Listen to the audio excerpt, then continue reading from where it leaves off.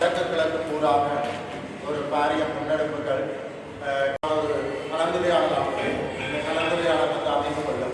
கனகசூரியன் கவிதரன், ஜாழ்ப்பாண பல்கலைக்கழக மாணவன். எதிர்வருகின்ற பிப்ரவரி மாதம் 4ஆம் தேதி ஸ்ரீலங்காவினுடைய சுதந்திர நாள் கரிநாள் என்று வடக்கு கிழக்கு ரீதியாக தழுவிய ஒரு பாரிய போராட்டம் ஒன்றினை பல்கலைக்கழக மாணவர்களும் வலிந்து காணாமலாக்கப்பட்ட உறவுகள் மற்றும் சிவில் அமைப்புகள், பொது அமைப்புகள் மற்றும் அனைத்து தரப்பினரும் இணைந்து இந்த பாரிய போராட்டம் ஒன்றினை நாங்கள் முன்னெடுப்பதற்காக இருக்கின்றோம்.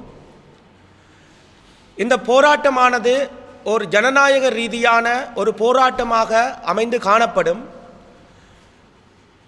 அரசாங்கங்கள் எமது நாட்டில் காலாகாலமாக அரசாங்கங்கள் வருகின்றது. ஆனால் இந்த அரசாங்கங்களுடைய காலங்களில் தமிழ் மக்களுக்கான பிரச்சனை என்பது ஒரு கேள்விக்குறியாகிய ஒன்றாக காணப்படுகின்றது.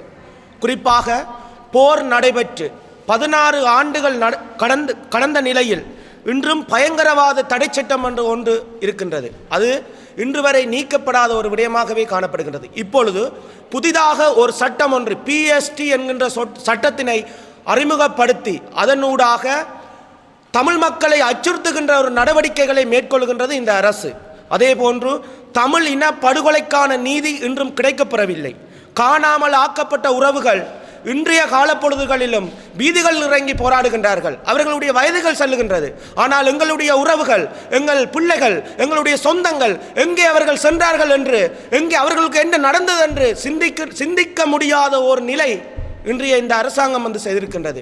அது தொடர்பான பிரச்சனையும் இந்த அரசாங்கம் இன்று கருத்தில் கொள்ளவில்லை.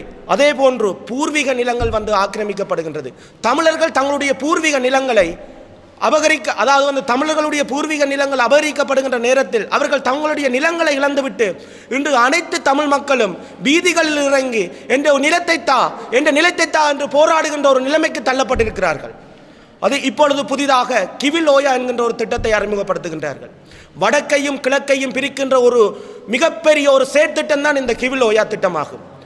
முல்லைத்தீவை வெளியோயாவில் இருந்து எப்படி பிரித்தார்களோ அதே போன்று வடக்கையும் கிழக்கையும் பிரிக்கின்ற ஒரு புள்ளியாக காணப்படுகின்றதான் இந்த கிவிலோயா திட்டமாகும். 13,000 ஏக்கருக்கு மேற்பட்ட நிலங்களை தமிழ் மக்களிடம் இருந்து பறிக்கின்ற ஒரு செயற்பாடாகவே இந்த கிவிலோயா திட்டம் வந்து காணப்படுகின்றது. அதே போன்று தமிழர் பகுதிகளில் அனுமதியின்றி திட்டமிட்ட வகையில் நடத்தப்படுகின்ற சிங்கள குடியேற்றங்கள் தமிழ் மக்கள் மீதான ஒரு ஆக்கிரமிப்பினை ஏற்படுத்துகின்ற ஒரு செயற்பாடாக வந்து காணப்படுகின்றது. உரிமைகளை போராடி வருகின்ற மக்கள், மத தலைவர்கள், அதே போன்று மாணவர்களை இந்த அரசாங்கம் அச்சுறுத்துகின்ற நடவடிக்கையை காலாகாலமாக தொடர்ச்சியாக செயற்படுத்தி கொண்டு வருகின்றது. எங்கே சுதந்திரம் இருக்குது இந்த நாட்டில்? ஸ்ரீலங்காவினுடைய சுதந்திர நாள் சுதந்திரம் என்று சொல்லி நாங்கள் சுதந்திர தினத்தை கொண்டாடுவதா? இல்லை, ஸ்ரீலங்காவினுடைய சுதந்திர தினத்தில் நாங்கள் மக்கள் வந்து அவலப்பட்டு துன்பப்பட்டு கொண்டிருக்கிறதா?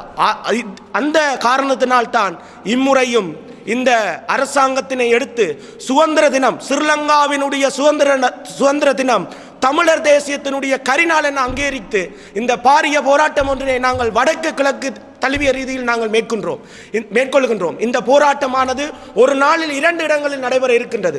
குறிப்பாக ஒன்று கிளிநொச்சியிலும் மற்றும் மட்டக்களப்பு மண்ணிலும் இந்த போராட்டமானது வடக்கு கிழக்கு ரீதிய தழுவியில் தாயக உரிமைகளை மீட்டெடுக்கின்ற நோக்கில் இந்த போராட்டத்தினை நாங்கள் முன்னெடுப்பதற்காக உள்ளோம். எனவே அனைத்து தரப்புகளும், அனைத்து மக்களும், எவ்வித வேறுபாடுகளும் இன்றி அனைத்து அரசு சார்பற்ற கட்சிகளும் இந்த போராட்டத்தில் எவ்வித பாகுபாடுமின்றி இணைந்து இந்த போராட்டத்துக்கு வலிச்சேர்க்கும் வகையில் இந்த இடத்தில் நாங்கள் இந்த போராட்டக்காரர்களாக நாங்கள் கேட்டுக்கொள்கின்றோம். அதே போன்று பொது அமைப்புகள், சிவில் அமைப்புகள், இளைஞர்கள் என பலதரப்பட்ட சமூக அமைப்புகள் இணைந்து இந்த போராட்டத்தினை முன்னெடுத்து இந்த சர்வதேச அரங்குக்கு இந்த ஸ்ரீலங்கா அரசினுடைய இந்த கொடூரமான செயல்களை நாங்கள் இந்த போராட்டக்காரர்களாக தெளிவுபடுத்துவோம் என்பதனை இந்த இடத்தில் நாங்கள் பதிவு செய்கின்றோம். நன்றி. வணக்கம். நான் அமலராஜ் அமலநாயகி, வலிந்து காணாமலாக்கப்பட்ட உறவுகளின் சங்கத்தின் மட்டக்களப்பு மாவட்ட தலைவியும் வடக்கு கிழக்கு உபதலைவியுமாக இருக்கிறேன். எதிர்வரும் 4ஆம் தேதி பிப்ரவரி மாதம் 4ஆம் தேதி ஒவ்வொரு வருடமும் எங்களுக்கு இலங்கை அரசாங்கத்தால் பிரகடனப்படுத்தப்படுறது ஒரு சுதந்திர நாள் என்று சொல்லி, ஆனால் தமிழர்களாகிய எங்களுக்கு அன்றைய தினம் ஒரு கரிநாளாகத்தான் நாங்கள் பார்க்குறோம். எத்தனையோ ஆட்சிகள் மாறி வந்தாலும் ஆனால் தமிழர்களுக்கான எந்த ஒரு தீர்வும் கிடைக்க பெறவில்லை.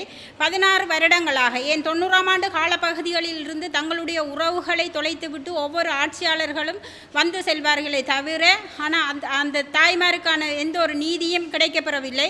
இந்த 16 வருடம் எனது கணவரை கூட நான் தேடிக்கொண்டிருக்கிறேன். 16 வருடங்களாக கூட ஒவ்வொரு ஆட்சியாளர்களும் அதை செய்வோம் இதை செய்வோம் என்று சொல்கிறார்கள். ஆனால் உண்மையிலேயே இந்த காணாமலாக்கப்பட்ட பிரச்சினைக்கு இந்த புதிய அரசு கூட எந்த ஒரு விஷயத்திலேயும் கவனம் செலுத்தவில்லை.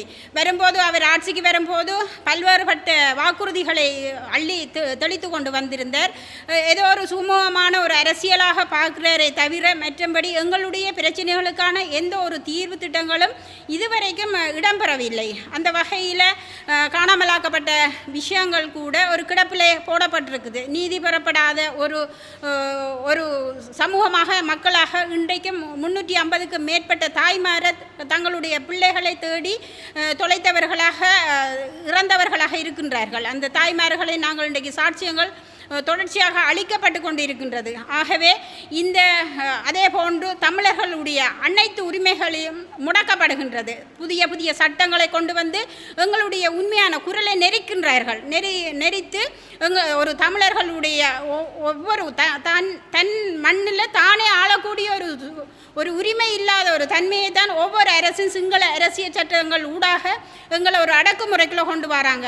ஆகவே இந்த வருகின்ற கிழக்கு மாகாணத்தை பொறுத்தவரையில் இன்றைய தினம் ஜாழ் பல்கலைக்கழக மாணவர்களும் இந்த போராட்டம் தொடர்பான ஒவ்வொரு மாவட்டங்களுக்கு உரிய அழைப்புகளை விடுத்து வராங்க. அதே நேரத்தில் இன்றைக்கு மட்டக்களப்பு மாவட்டத்தில் இந்த அழைப்பு விடுக்கப்பட்டிருக்கின்றது.